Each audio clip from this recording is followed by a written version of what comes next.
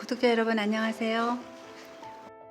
오늘은 자연에 대한 이해를 여러분들과 같이 이야기해 보도록 할게요. 저의 유년 시절은 추억이라고 하기는 좀 그렇지만 낙동강 하구에 항상 머물러 있었어요. 그러나 이제 서울이라는 도시에 와서 보니까 콘크리트 바닥에 건물과 건물 사이에 살아있는 생물은 단 한 곳도 찾아볼 수 없는 그런 회색 도시였었어요. 그러다 보니 자연이 정서적으로 안정되어 있던 시골길이 그립고 또 싱그러웠던 계절의 변화에 감탄할 수밖에 없었습니다.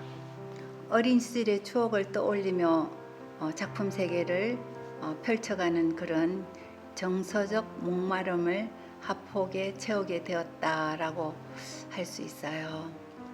그런 정서적 목마름을 채우기 위해 자연을 소재로 그림을 그리게 되었고, 자연의 변화에 귀를 기울이며 그 속에서 일어나는 모든 사물들을 이제 그림으로 표현해 봐야겠다라는 그런 생각으로, 그리고 그것을 아티스트의 마음으로 성화시켜 봐야겠다는 나만의 세계관을 만들어 봤답니다. 이런 사고들을 모아 표현된 그림을 나와 같은 마음은 아니겠지만 그것을 공감할 수 있는 관객과 또 소통하고 삶의 행복 또한 자연의 진실한 변화 속에서 새로이 긍정적으로 정립시킬 수 있는 바램을 함께 그림을 바라보는 관객과 공유하고 고뇌하며 그런 작품 세계를 넓혀가야겠다라는 마음으로 자연에 대한 그림을 그려보았습니다. 자연을 컨셉트로 그림을 그리고 또 우리 인간 관계를 생각해 보면서 인간은 생각하는 존재이다.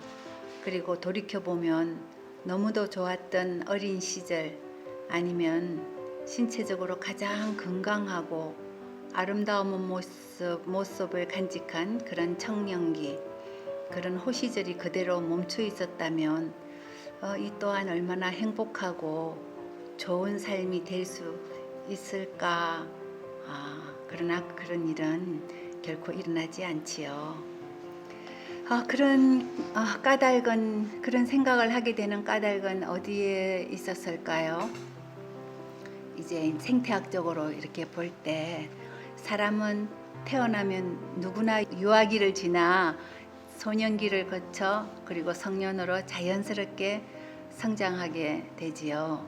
이러한 단계로 진행되는 삶의 과정에서 결정적으로 중요한 것은 생명을 가진 것들이 목적을 향해 성장해 가고 있다는 사실이죠. 여러분, 고대 철학자 아리스토텔레스의 목적론적 사고는 이로부터 태동되는 것이다 라고 저는 알고 있거든요. 우리는 생명의 성장 목적을 과연 무엇으로 규정할 수 있을까? 이런 물음과 관련하여 인간이 성장해가는 사고적 진화의 과정을 거쳐 자연과 더불어 살아가는 현상을 구성하게 되는 것 아닐까요? 우리가 이제 살아가는 삶의 현장에서 벌어지는 우리의 현실을 잠깐 돌이켜 보면요, 많은 사람들의 경우 우리의 대부분은 또 각자 스스로가 만든 삶의 굴레에 얽매인 채 상황 논리의 조류에 휩쓸려 일상을 살아가고 있다라고 저는 생각하거든요. 즉, 우리가 모두 자신의 삶을 돌이켜 볼 겨를도 없이 돌아가는, 요즘은 너무나 복잡하고 급변하는 그런 사회 변동의 소용돌이에 몸담고 있잖아요. 그죠? 그러다 보니까 대부분의 경우는 어디로부터 와서 어디로 가며 어떤 삶을 살고 있는지 자신의 정체성조차 가늠해 보지 못한 채 그렇게 인간적 소양을 가늠하지도 못하고 살아가고 있는 실정인 것 같아요. 그런 까닭에 어느 날 문득 세상살이에 지쳐있는 심신을 추스르기 위해 자신의 삶을 한 번쯤 돌아본다거나 모든 인간적인 삶을 살고자 하여 자신의 존재의식을 일깨워 보기도 한다면 우리는 여지없이 자연과 더불어 살아가고 있는 상념에 이르게 될 것입니다. 자연의 순박한 변화의 현상을 보면서 나는 제대로 살고 있는가? 이러한 것이 내 삶의 전부이며 이것이 내가 이 세상에 존재하는 목적이 되는 것일까? 오직 한 번뿐인 소중한 내 삶의 가치는 진정으로 무엇이란 말인가? 하는 이런 물음에 결국 자연을 닮은 성숙한 인간이 되고자 하는 논리에 이르게 된다고 볼 수 있답니다.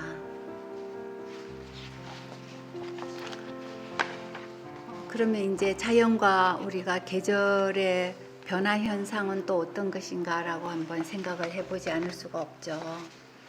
사계절의 순환 속에 저는 그 변화에 자연스럽게 스며들기 위해서 자연의 순환을 오롯이 담은 자연의 풍광을 봄, 여름, 가을, 겨울 그곳에서 어떤 이미지를 형상화해 보기도 했답니다.